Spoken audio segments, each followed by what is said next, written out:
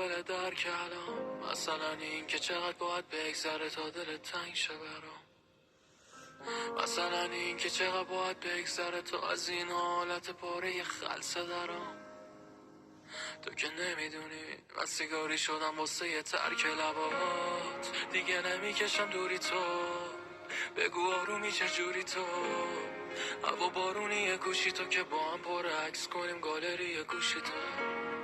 خواستم یکی رو بیارم جات ولی پیچیدمش قبل دت، آخه یادم اومد با گریه بای بای میکردی برام تو فرودگاه دم گیت.